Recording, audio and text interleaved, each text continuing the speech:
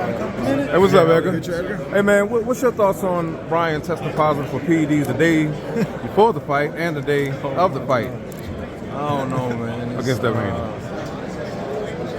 It's tricky, you know what I'm saying? I feel like, I don't know, man.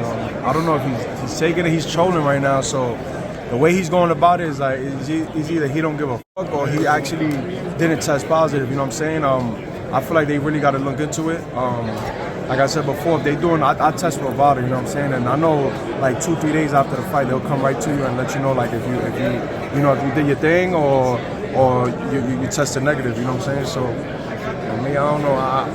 I just gotta, you know what I'm saying? I don't know. That's something tricky. What do you think should be the punishment for fighters that test positive for PEDs? I think boxing, you know, it's always stay a clean sport. You know what I'm saying? We going in there, you know, we fight for our lives. You know, not just in the fight, but also, you know, the king is here. not also that, but you know, like just in the gym, you know what I'm saying, and just putting our body through hell. You know, so for a fighter to go in there to cheat, to try to get one up on another fighter is crazy. Devin said, you know, and I think Bill said if everything comes conclusive, if he did indeed test positive, they should give Devin Haney his O back.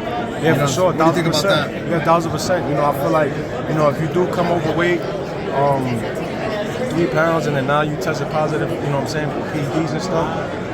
Yeah, they should do that. You know, I grew up with both of those guys, man, in the amateurs, for many years. Like a lot of years, we all went to nationals together. We traveled together. You know, so those are both my boys. Obviously, I'm more cooler with Devin. You know what I'm saying? I was more friends with Devin in the amateurs. You know, I wish him nothing but the best. But yeah, definitely, bro. If it does come down to that, yeah, they should give it back his own. Should Ryan do the B sample test? You know?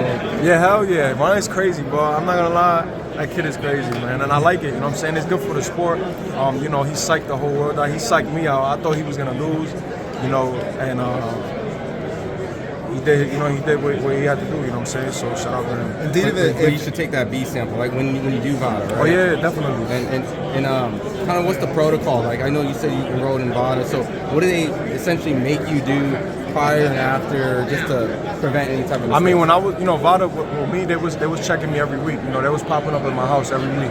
You know, they didn't tell me a time or nothing. They'll come at 5 in the morning. They'll come at 8 in the morning. Like every time I'm sleeping, they'll come. And then the day of the fight, I think they tested me. And then right after the fight, they tested me, and they took blood and everything. Do you submit your supplements in there too? Like at any point, you have to tell them, hey, this is what I'm working with. Yeah, you gotta let them know everything that you're taking. You know what I'm saying? So that they're aware of everything. You feel me? Edgar, if indeed everything comes conclusive, if he did or didn't, would you like to see a rematch? Oh, with Haney and Garcia, maybe. If it did comes out that he tested positive, yeah, definitely, bro. I think he deserves it. You know what I'm saying? If you're trying to get one up on a person like that, I feel like you should run it back. Edgar, if you were in Haney's position, what would you be thinking and feeling, you know, in his position? I'll be tight, man. I want to kill that motherfucker. I'll be tight now because you came overweight and then now you're using PADs. Like, it's crazy. But listen, man, I hope, you know what I'm saying, that he didn't have, you know what I'm saying, that he didn't test positive for that. You know what I'm saying? I hope it's a fluke.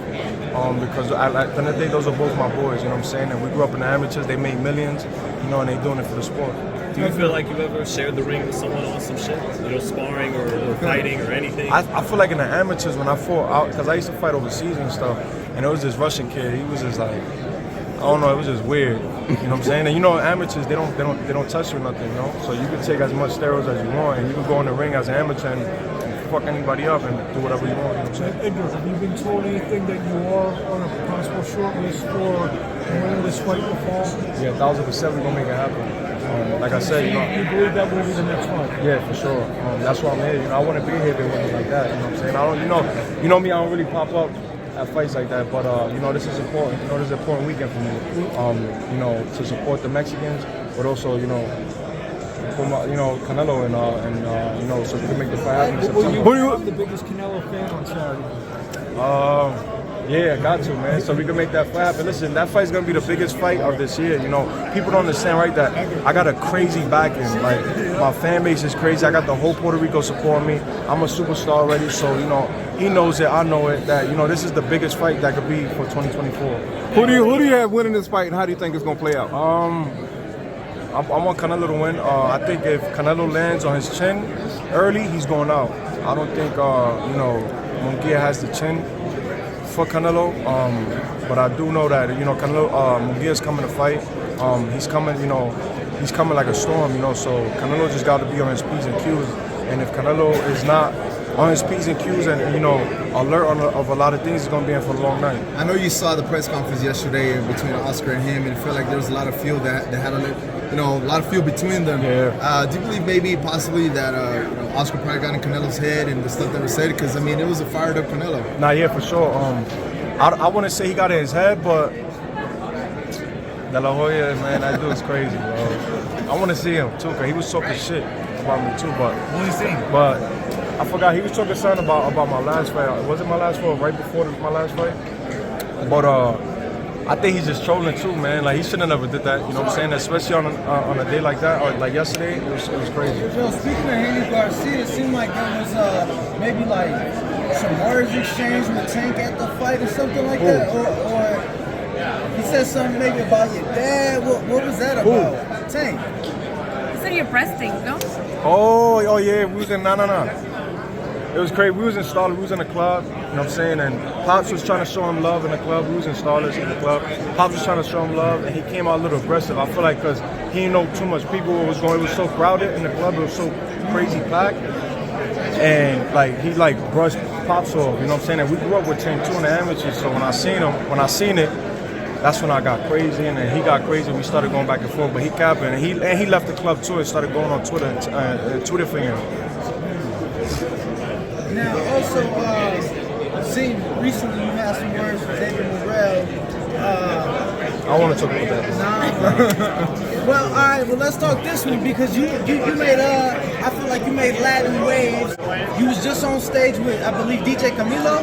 Yeah, nah, I was on stage with Alex Sensation. Alex Sensation, and they announced or he announced, you know, you and Canelo for September. I mean, is it that realistic to where we can be announcing it to 20,000 people? Oh yeah, you know he just got to do his thing, man.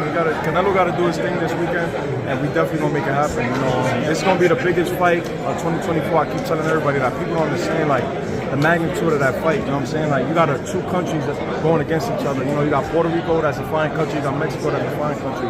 You know, and obviously I'm a star, he's a star, so you know it just makes sense for this year to happen, to make it happen. Edgar, Jaime Munguia, you know, it's his second fight with Freddie Roach. I mean, everybody has a chance when they step in the ring, right? But obviously Canelo's experience is going to be the big factor coming in here. But do you see maybe Munguia giving him any problems maybe throughout the rounds? If so, in what fashion? Yeah, I mean, Munguia, all right, the only thing I like with Munguia is his defense. You know, I feel like, you know, he has great legs, he has great punch output, but I feel like his defense is not there where it's supposed to be. You know, I feel like anybody can hit him. Ray Charles can hit him. Like, I'm like, so. If Canelo, like I said before, if Canelo lands on him, he's going out. It's gonna be a short night. But if Canelo can't land the shots that he wants, then he's gonna be in it for a long night. You know what I'm saying? Because at the end of the day, Munguia is a beast. What about your thoughts on Canelo wanting like 200 million to fight Benavidez?